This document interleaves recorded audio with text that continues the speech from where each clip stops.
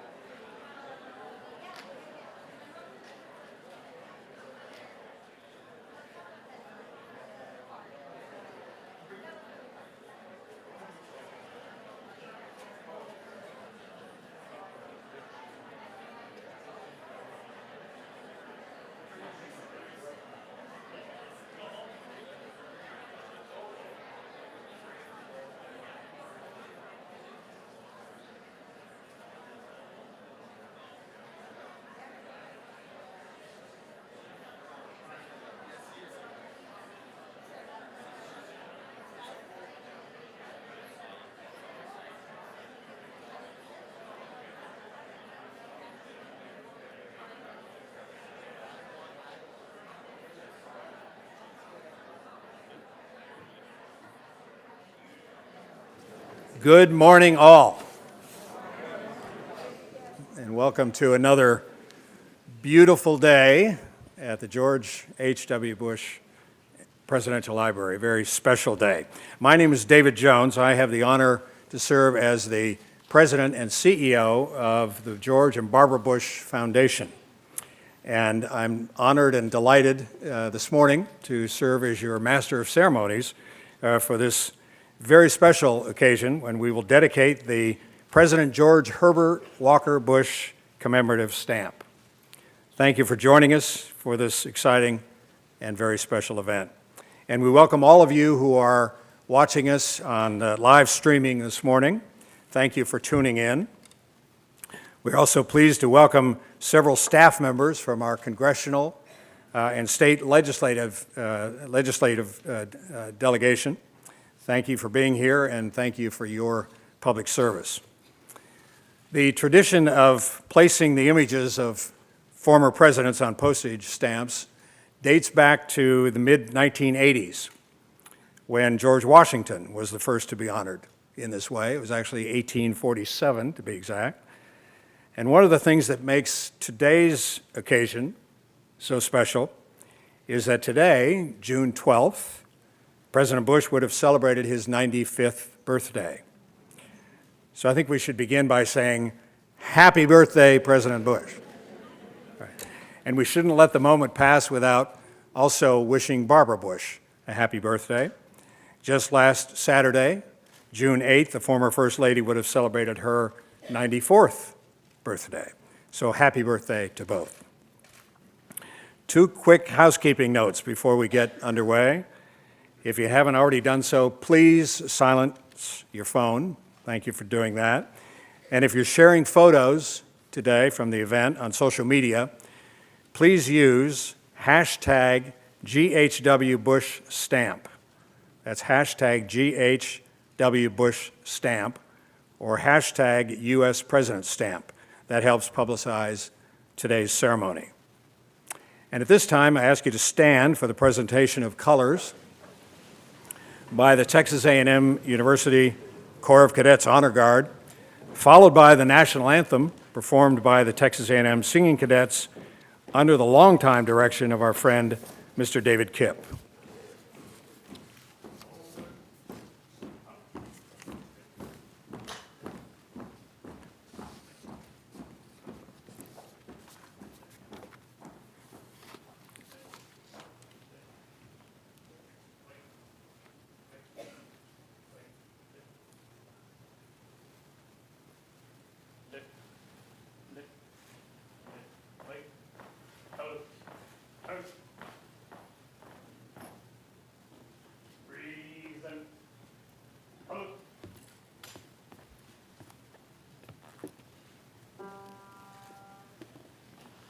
Oh, say, can you see by the dawn's early light what so proudly we hailed at the twilight's last gleaming, whose broad stripes and bright stars through the perilous fight o'er the ramparts we watched were so gallantly streaming. And the rocket's red glare, the bombs bursting in air, gave proof through the night that our flag was still there. Oh, say, does that star-spangled banner yet wave o'er the land of the free and the home of the brave?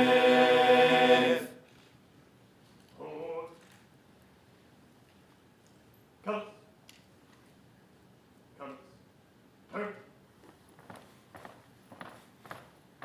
Forward. Up.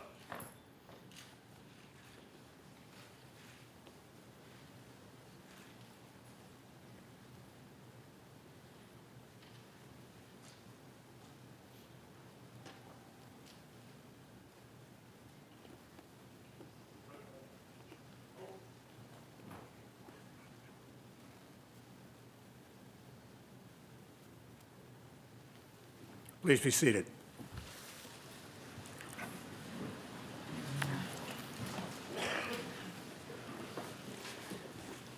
Every one of today's presenters listed in your printed program knew, was close to, and worked with President George H.W. Bush, including the gentleman I'm about to introduce who will sing for us this morning with the Singing Cadets. The multi-talented Fred McClure is a gifted vocalist. He is a graduate of Texas A&M University. And in his undergraduate years, he served as student body president. Fred served as a senior member of the White House staff advising Presidents Reagan and President George H.W. Bush on legislative affairs. He's also my predecessor as the CEO of the then George Bush Presidential Library Foundation, now the George and Barbara Bush Foundation. Today, Fred serves as the executive director of the Leadership Initiative here at Texas A&M, and he serves as a member of the George and Barbara Bush Foundation Board of Directors. Please give a warm welcome to Fred McClure as he joins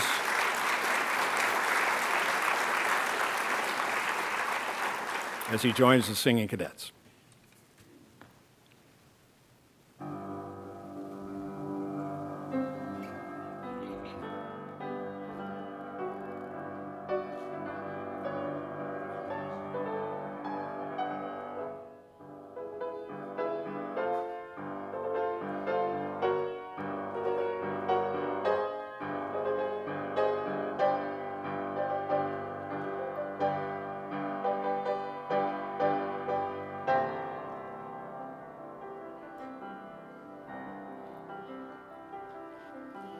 Give me your touch, your pour, your huddled masses yearning to breathe free. The wretched refuse of your teeming shores. Send these, the homeless tempest-tossed to me.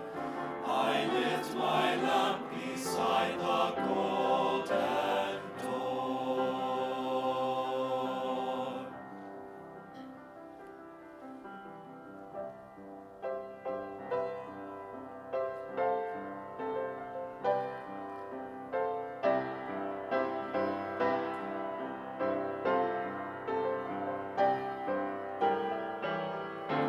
I lift my lamp beside the golden door.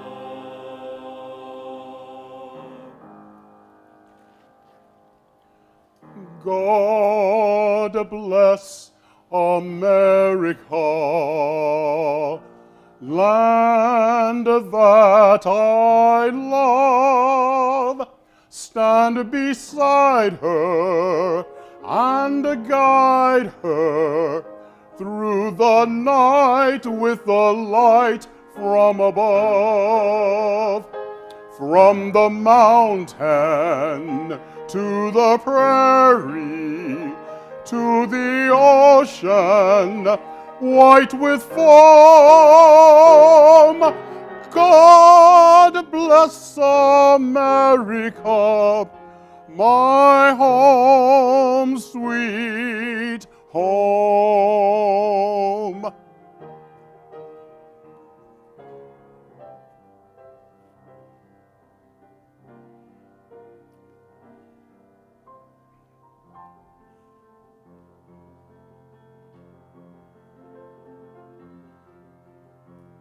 While the storm clouds gather far across the sea, let us swear allegiance to a land that's free. Let us all be grateful for a land so fair, as we raise our voices in a solemn prayer.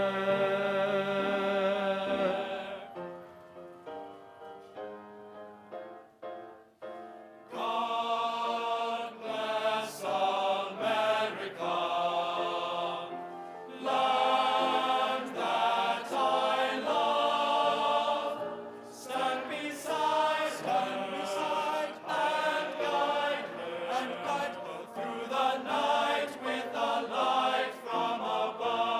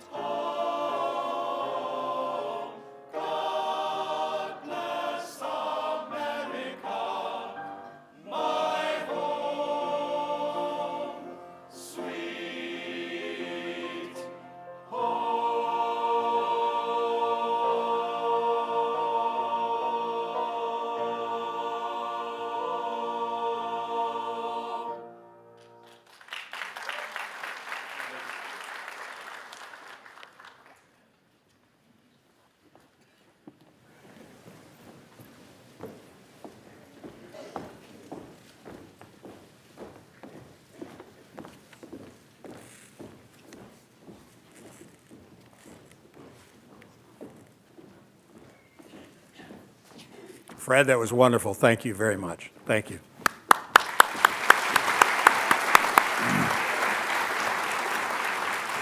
And thank you to the singing cadets who are staying with us for the program, to David Kipp and the Corps Honor Guard. Thank you very, very much.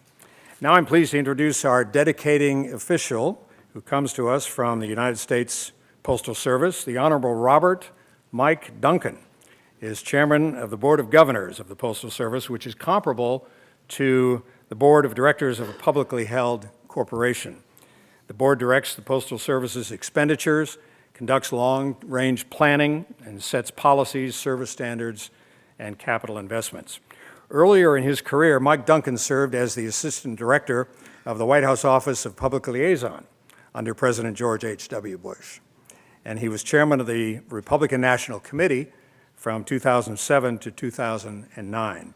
He also served as a member of the Board of Directors of the Tennessee Valley Authority from 2006 to 2011, and was chairman of the TVA's board from 2009 to 2010. In 2017, he was named the 17th chairman of the President's Commission on White House Fellowships. And outside of government service, Governor Duncan was president and CEO of the American Coalition for Clean Coal Electricity. He is currently the chairman of the Board of Trustees of Alice Lloyd College in Kentucky, and chairman and CEO of the Inez Deposit Bank in Inez, Kentucky. Ladies and gentlemen, please give a warm welcome to Governor Mike Duncan.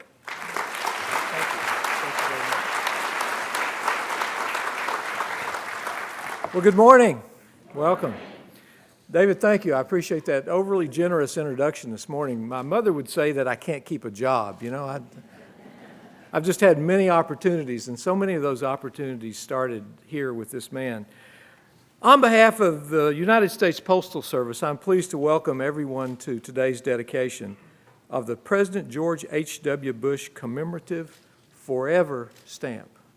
The number of people we have here today is a reminder of how we all continue to be touched by and grateful for the life of this remarkable man. For more than 180 years, the United States has honored national heroes on our postage stamps. The tradition began with the portrait of George Washington and the first Postmaster General, Benjamin Franklin. That started in 1847.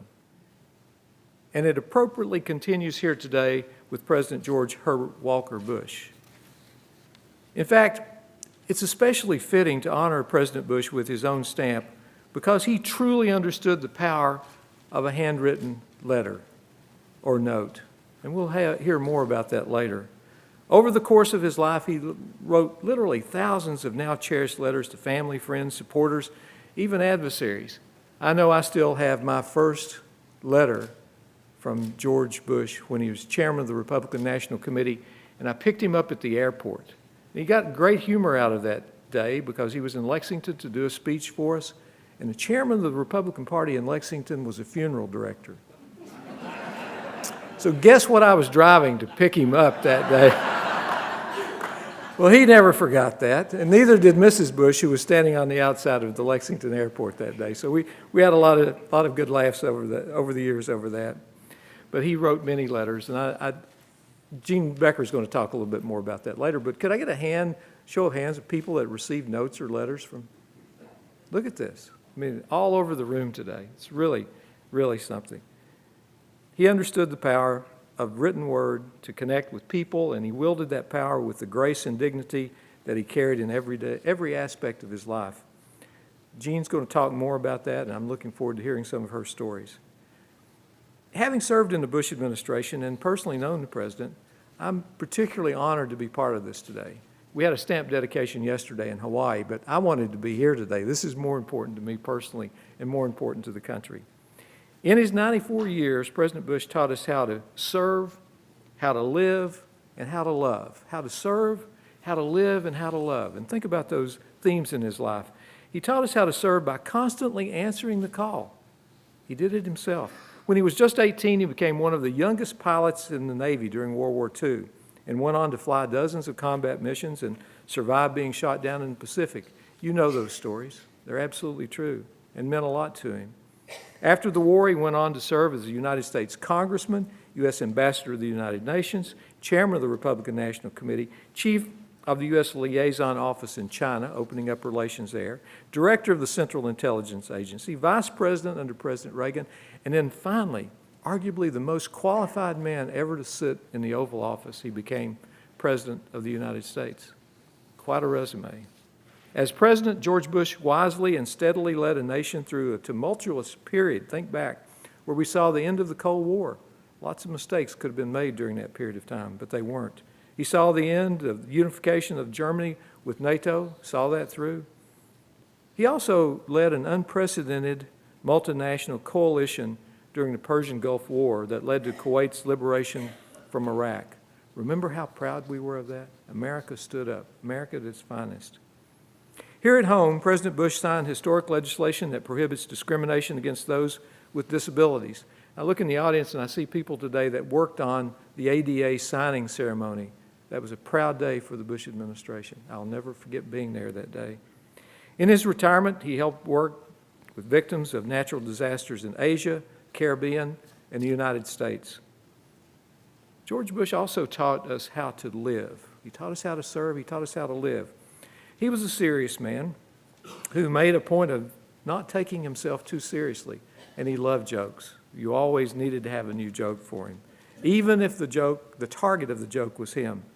Remember when he invited Dana Carvey to the White House to do the impersonation? And what was that for? To cheer up the staff because they were down. He loved good stories and good jokes. He and President Reagan exchanged those often. Well, when he wasn't busy, you could always find him taking out a family or friend or host on the boat Fidelity. Now, I have another story about that, too. I was invited up to Kennebunkport along with some other people, and we were getting ready for lunch, and he said, "Come on, I'll take you across, and we'll take the boat." And Mrs. Bush looked at me. I'd worked with her before, and she said, "No." She said some other things I won't repeat today. But she said, "You're crazy if you do that." Well, I thought, no, it couldn't be that bad. I could see where we were going, so I went in, and the first thing that happened was the Secret Service grabbed a hold of my belt, and the guy said, "Buckle up." And I thought, what's he talking about? Well, it wasn't very long until I saw that boat go straight like that, and we were on our way. It took me a while to recover before lunch, but I know many of you have stories like that working with him. The Fidelity was one of the prides of his life. Well, we'll always remember our former president who marked his 80th, 85th, and 90th birthdays by skydiving. This sense of joy and wonder remains, and what a gift to us it is to be alive and to use every moment possible. Well, finally, George Bush taught us how to love. How is that? Through his service, he taught us about the love of country and the love of community. But the only thing that President Bush loved more than his country was his family. He was a devoted husband, father, grandfather, great-grandfather, the patriarch of a family that continues to give back to this country. Our stamp today is just one small way we can remember President Bush and honor his legacy. The portrait of President Bush on this stamp was painted by the renowned artist Michael Diaz and is based on the photograph taken by Timothy Greenfield Sanders in 1997. The art director and stamp designer was Phil Jordan. I trust you'll agree this stamp perfectly captures the spirit and essence of a truly remarkable man. Now I would like to invite our distinguished speakers and guests to join me as we dedicate the George H.W. Commemorative stamp on stage.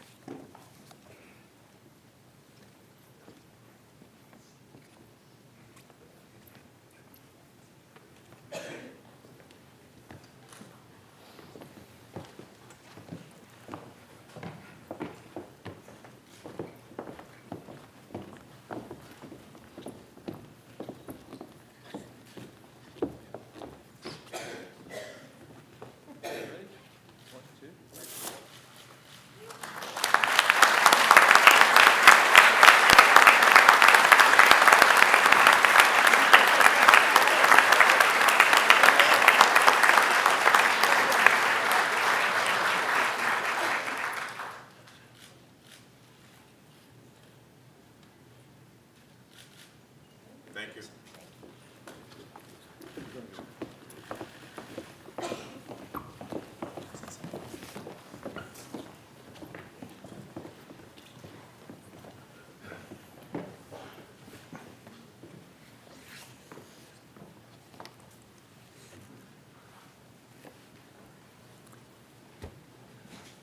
Thank you, Mike, and thank you, everyone. Isn't that a wonderful image?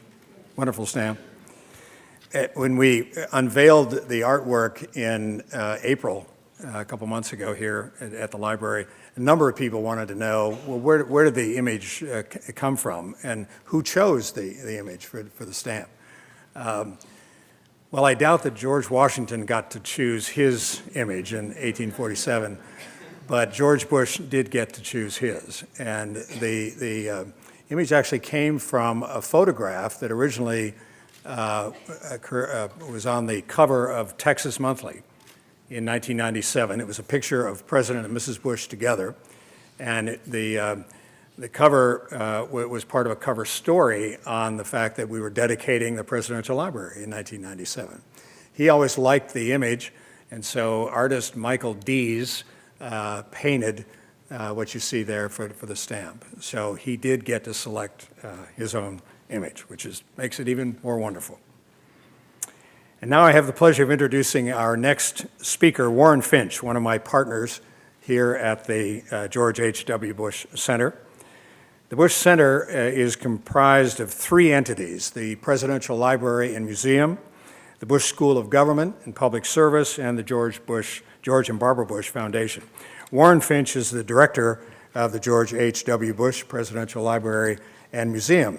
Warren has 30 years of experience working with the National Archives, beginning with the Office of Presidential Libraries in Washington, then with the Ronald Reagan Library in California. He was detailed from the National Archives to the White House in 1992 to assist in moving the Bush presidential materials to College Station, Texas. And I'm happy to say that he has been here ever since. He has served as the director of the Library and Museum since 2004. I'm delighted to introduce my colleague and great friend, Warren Finch.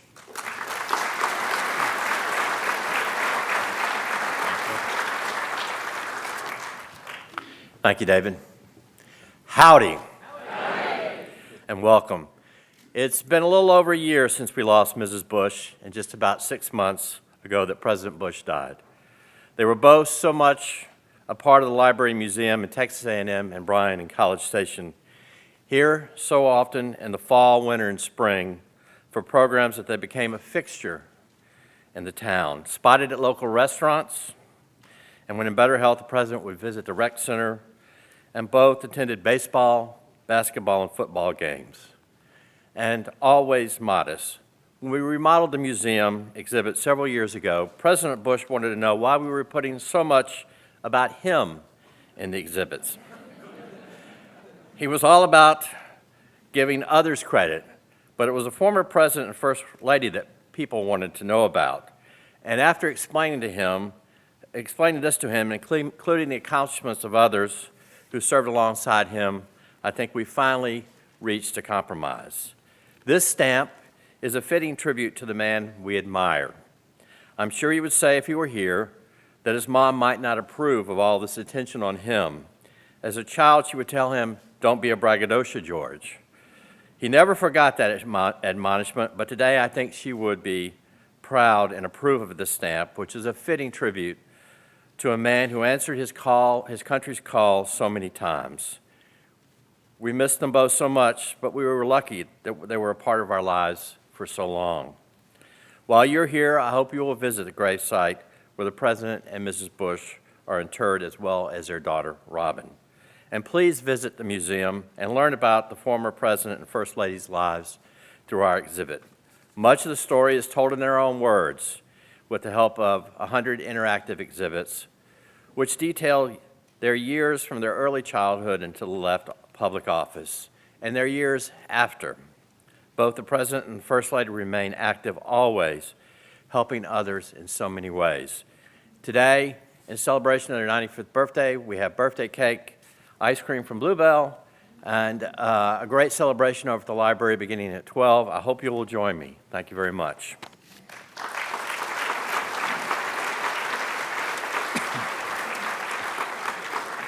Warren, thank you very much, and thank you for your outstanding leadership as the director of our Presidential Library. Our next speaker is Chase Untermeyer, who service and work with President Bush dates back to 1965. Not trying to age you, Chase, but probably longer in service than any of our other speakers. Chase is the former ambassador to the country of Qatar and is the current chairman of the Qatar America Institute in Washington, D.C. Chase has enjoyed a varied and distinguished career, having served in the Navy, served in state and federal government, with additional work in journalism, academia, and business.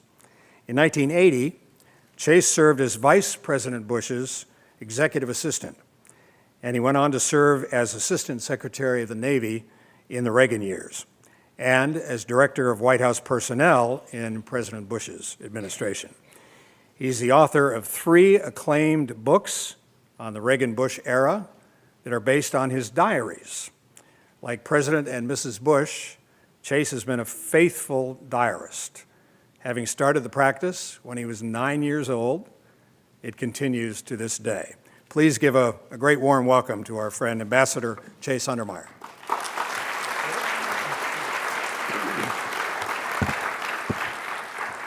Thank you, David. Howdy. J. Edward Day was a Chicago attorney who, much to his surprise, was appointed U.S. Postmaster General by President Kennedy.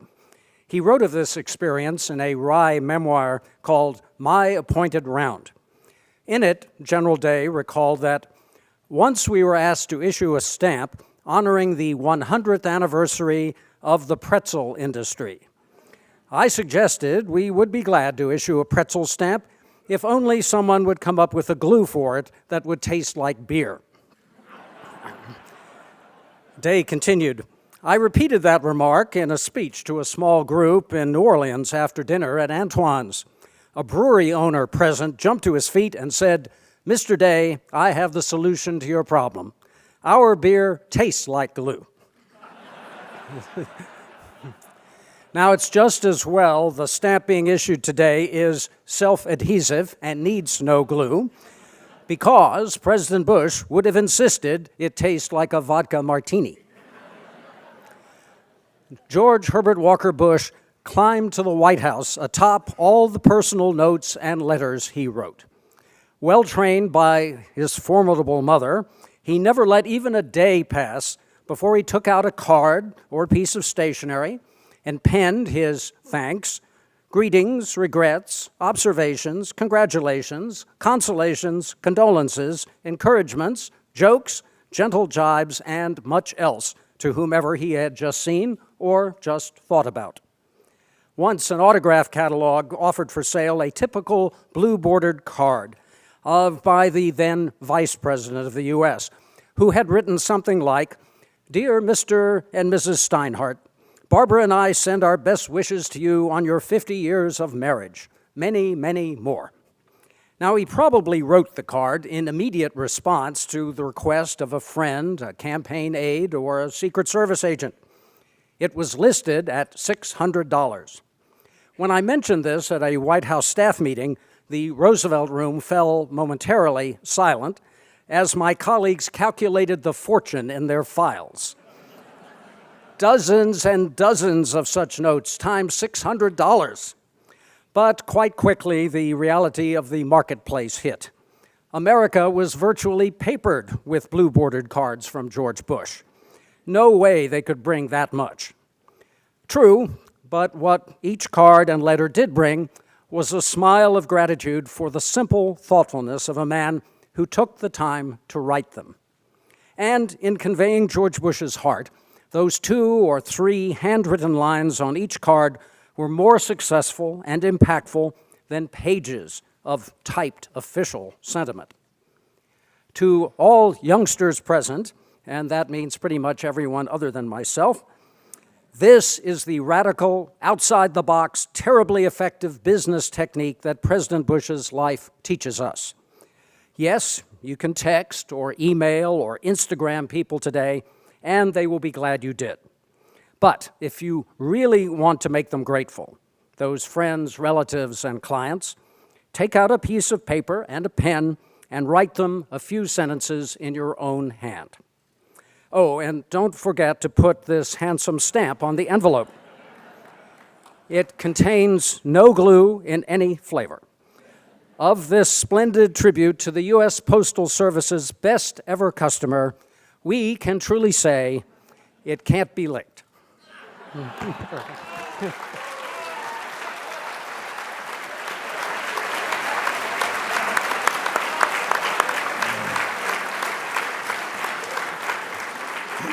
Thank you, Chase.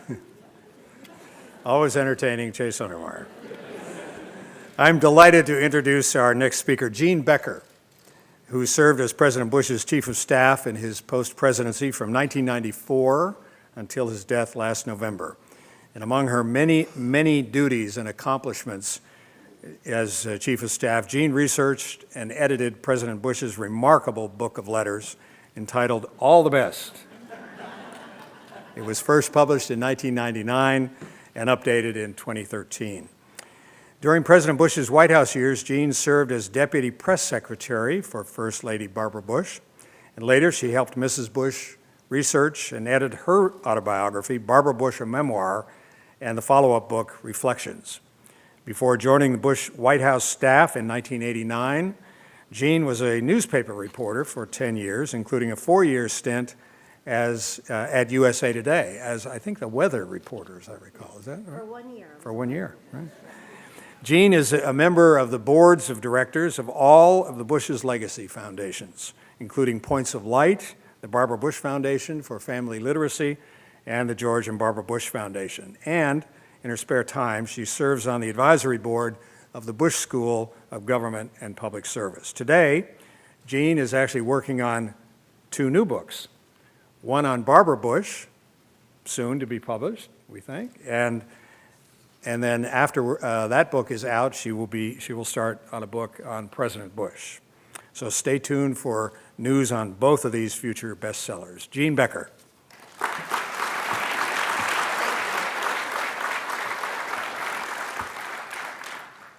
Okay, who knew it would be hard to follow Chase Untermeyer? Gosh. And speaking of Chase's diary keeping, I had dinner with he and his wife Friday night. He took diary notes during the dinner. I'm a little concerned about that. Anyway, thank you, David. Thank you, Governor Duncan, and all the George Bush and stamp lovers here today. Speaking of stamps, a couple years ago, we did some homework in the office of George Bush to gauge the volume of our incoming and outgoing mail. Here are just a couple of statistics.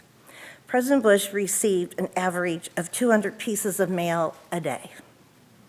Since 1993, the office had sent an estimated 149,700 congratulatory letters to Eagle Scouts.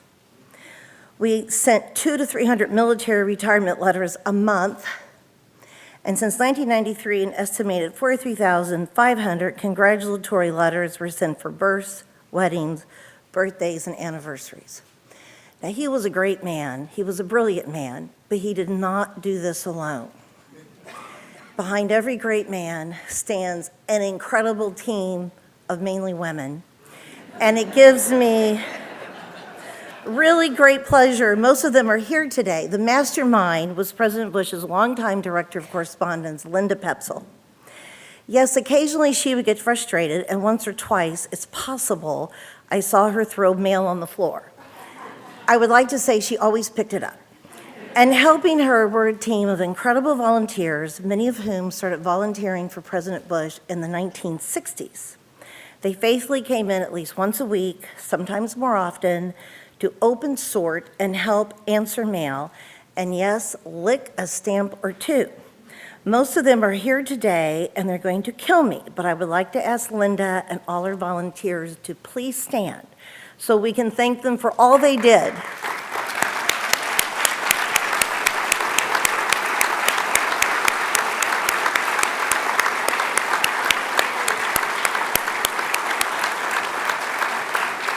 Okay, you have to sit down because I only have 3 minutes.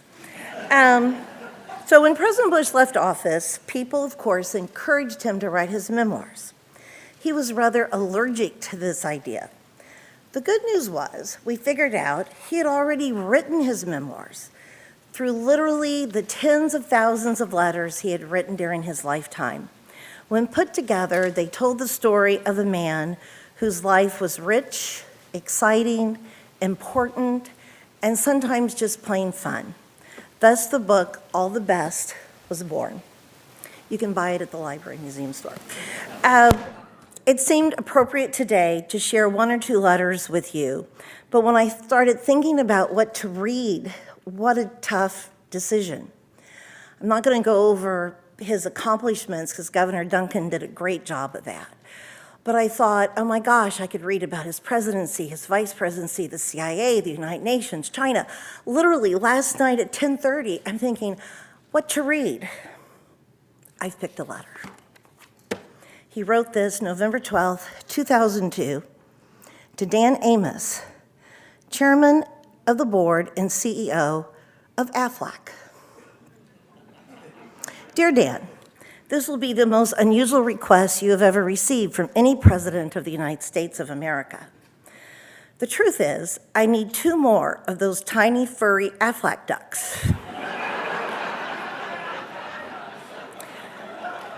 Why, you might ask? Well, the answer is Sadie, our beloved dog, who sleeps in our bed and dominates our lives, loves the Aflac duck that you gave me at that marvelous event, Aflac meeting in Las Vegas. It's quiet around our house now because the Aflac duck is missing. Quite frankly, I'm glad. But Barbara and Sadie both miss hearing that duck go, Aflac, Aflac. So if you have a couple of those ducks lying around, would you mind sending them to me? I would be willing to pay for the ducks and even pay shipping and handling. I didn't want that great company of yours to go in the red because of this. Most sincerely, George Bush.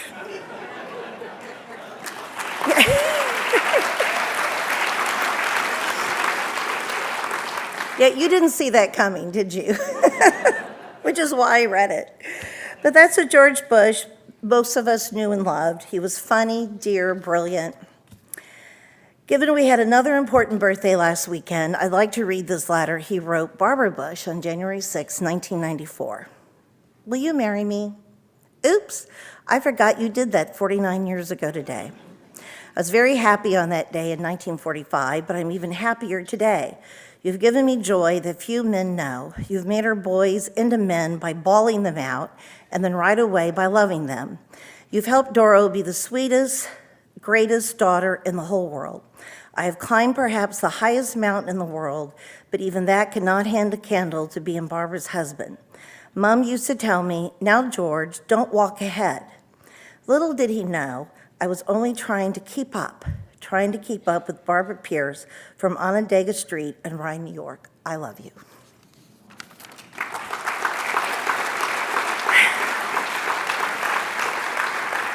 He was indeed the world's best letter writer.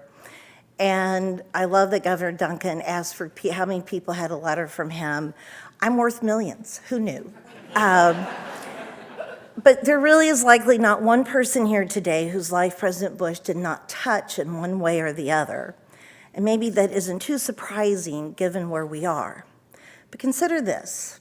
When he died, the world leaders were gathered in Argentina for a G8 summit. When they were told the news that President Bush had died, German Chancellor Angela Merkel remarked that without him, she would not be sitting at that table.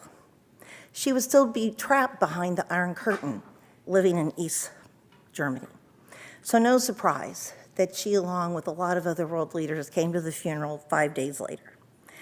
And just this past Sunday night, if you watch the Tony Awards, you know the first ever disabled person won an award for Best Acting.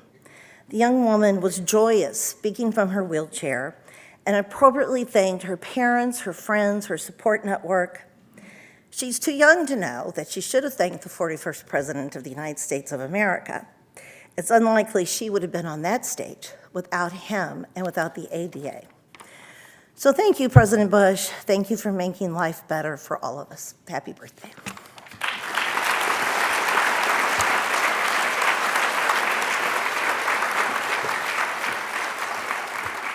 Thank you, Jean Becker. Thank you for your extraordinary service to President and to Mrs. Bush and the Bush family. And what a pleasure it is to introduce our final speaker today, speaking of Bush family, Pierce Bush, who is the grandson of President and Mrs. George H.W. Bush. Pierce has continued the very well-known Bush family tradition of volunteerism and service to others. He serves today as the CEO of Big Brothers, Big Sisters, Lone Star, and is responsible for coordinating all things related to fundraising, programming, setting the strategic direction of the organization, which is the largest Big Brothers, Big Sisters affiliate in the nation. Under his leadership, Big Brothers Big Sisters has recently completed construction of its new $8 million headquarters building, beautiful building, in downtown Houston. Pierce has been recognized by the Houston Business Journal as the youngest member of Houston's 40 under 40 class of 2016. And last year, he was recipient of the Business Journal's Most Admired CEO Award. Ladies and gentlemen, please welcome Pierce Bush.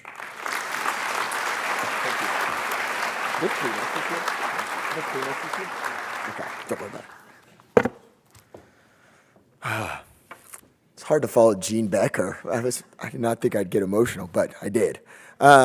Chairman Duncan, distinguished guests, friends, as a loving grandson of George Bush, my Gampy, it is my incredible honor to be here and represent the entire Bush family as we celebrate and honor our hero on what would have been his 95th birthday today with this most awesome birthday present, the George H.W. Bush Forever Stamp. In my calculation, there is perhaps no President George H.W. Bush without the United States Postal Service, and so this tribute today is especially fitting.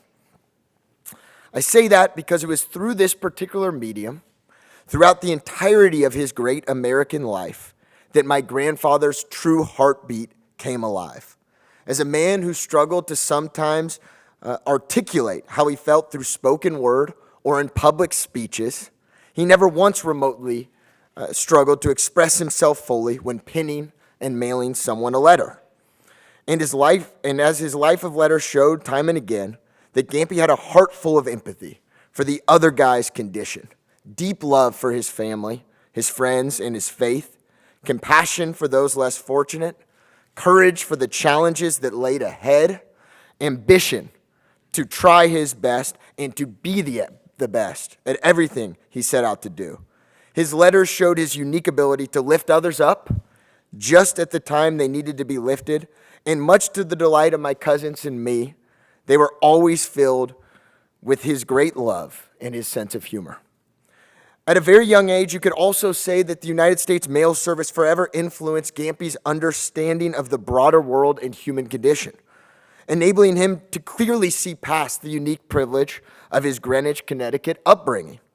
As one of the youngest naval aviators in World War II, Lieutenant George Bush was tasked on occasion to censor outgoing mail, written by the enlisted men to ensure that no sensitive military information was being transmitted. In later years, every time he reflected and talked about this experience, his eyes would fill with tears and the words would never fully come to the surface. So in typical Gampy fashion, he wrote about it. Quote, "Heck, I was only 19 or 20 and I learned about people's sexual drives. We censors were not voyeurs, but as I did my duty and read the other guy's mail, I learned a lot about life, about true love, heartbreak, about fear and courage, about the diversity of our great country. The sailors would write their loved ones inquiring about the harvest or fishing in the streams or wondering if it was hot in the cities. When I would see a man whose letter I had censored, I would look at him differently, look at him with much more understanding. I gained insight into the lives of my shipmates, and I felt richer for the experience. These insights gained from this duty and others would shape and form a man who would one day vote for the Civil Rights Act of 1968 as a freshman U.S. congressman, despite the legislation's unpopularity in his district and the political risks that the affirmative vote carried. A man who as our 41st president would one day peacefully end the greatest conflict of the second half of the 20th century, the Cold War, through diplomacy and friendship without a single bullet being fired. The insights helped form a man who would forever bring down the shameful walls of exclusion for people with disabilities with the championing and signing of the Americans with Disabilities Act. His writings helped shape his view that America was at its best when its citizens volunteered and took compassionate action, calling for thousands of points of light to shine brightly across our country. The list goes on, and without a doubt, the 4 years that George and Barbara Bush occupied the White House were certainly 4 years that changed our country and our world for the better. Years when freedom, opportunity, and just basic human decency carried the day. In addition to all of that, Gampy was simply put the world's best grandfather. And through his many letters to us, he gave us all the best gift a child or grandchild could possibly receive, that of unconditional love. His letters showed us through 73 years of marriage to our loved Ganny what true commitment really looks like. He showed us what loyalty meant.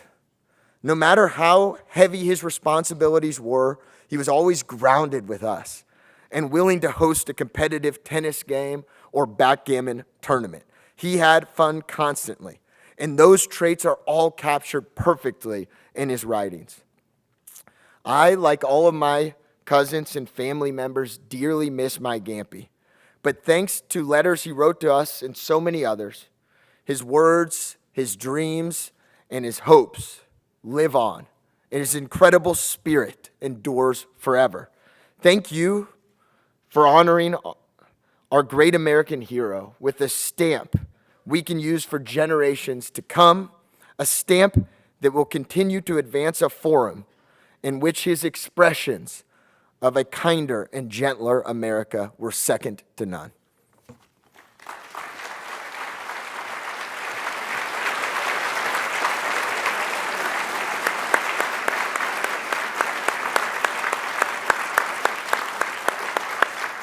Thank you, Pierce, for wonderfully representing the Bush family today. Ladies and gentlemen, this concludes our ceremony. Before we go, I'd like to thank our participants one more time. Mike Duncan from the Postal Service, Fred McClure, Warren Finch, Chase Untermeyer, Gene Becker, and Pierce Bush. And thanks to all of you. Yes.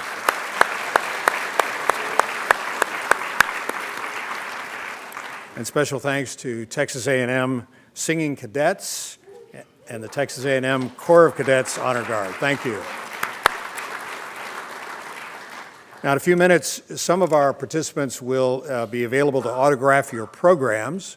Apparently, that's another one of the traditions at these events. And you can, as you probably have figured out, you can purchase the stamp and other related items at the retail booth in the lobby.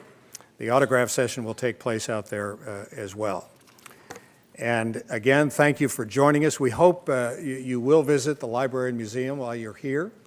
As Warren Finch said, it's a great walk to the gravesite. If you haven't been out there, what a wonderful thing to do on President Bush's birthday. And you can also visit the museum store without a ticket. So you don't need a ticket to go to the gravesite or the museum store. But of course, if you want to buy a ticket, we'd be delighted to have you do that as well. Thank you again for being here. Have a wonderful day.